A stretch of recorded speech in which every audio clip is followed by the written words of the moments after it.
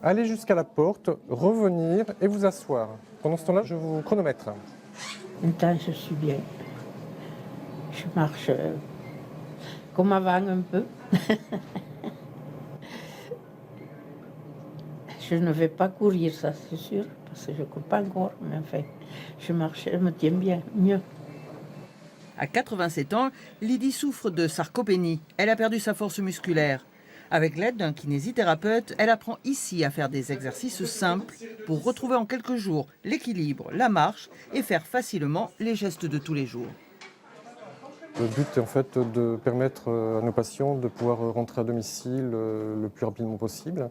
Et puis en gardant une autonomie de vie quotidienne qui soit compatible avec une vie à la maison. Tendez, pliez, tendez. Un déficit de force musculaire sur les membres inférieurs, donc sur les jambes, vont entraîner des difficultés pour les transferts, mais aussi au niveau de la marche. Et puis éventuellement, ça peut être aussi à l'origine de chutes.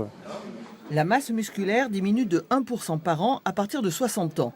Pour prévenir les chutes et garder le corps en forme, il faut que les muscles travaillent régulièrement.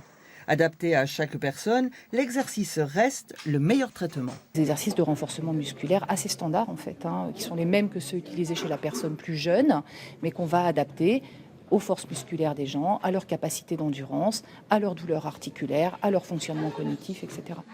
C'est le cas de Simone qui retrouve ses muscles, son autonomie, après une fracture le 4 février dernier et qui rentrera à son domicile dans une semaine. Être autonome déjà, c'est pas rien. De pouvoir faire ses affaires tranquille. Je fais ce que je veux chez moi. Que je fais ce que je veux. Personne ne me contrarie. Contrairement aux idées reçues, une alimentation riche en viande, poissons, produits laitiers est aussi recommandée. Une alimentation simplement diversifiée, variée, qui passe aussi par le plaisir, c'est du bon sens. Faire un bilan des troubles de la marche et de l'équilibre avec un spécialiste permet de mieux vieillir.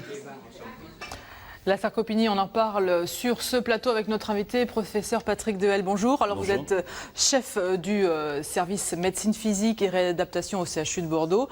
Alors comment sait-on que l'on souffre de sarcopénie? Comment on diagnostique en fait ce syndrome? Alors, le diagnostic repose en pratique courante sur des tests cliniques relativement simples.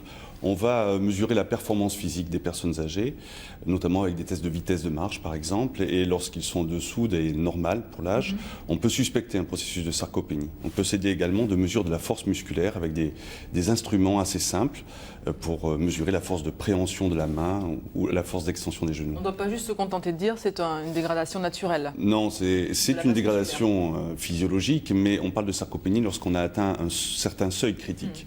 Et il y a bien sûr l'aspect masse musculaire qu'on mesure assez peu d'ailleurs en pratique courante, puis l'aspect diminution de la force et de la performance physique. Alors on l'a compris dans ce reportage, il existe des solutions pour ralentir cette dégradation.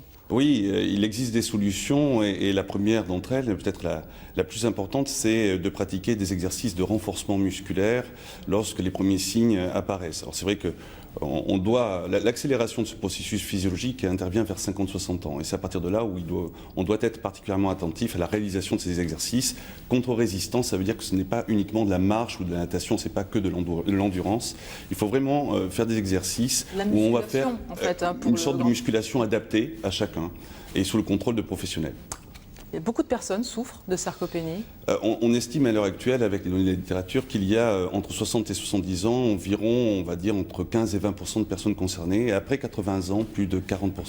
Donc en fait, vous préconisez les bilans réguliers et Les bilans réguliers, oui, et peut-être qu'effectivement, les médecins traitants pourraient ou pourront, à l'avenir, mesurer, avoir un œil un peu attentif par rapport à ce processus de sarcopénie. Merci beaucoup, professeur Dehelle, d'être venu sur ce plateau nous parler de sarcopénie.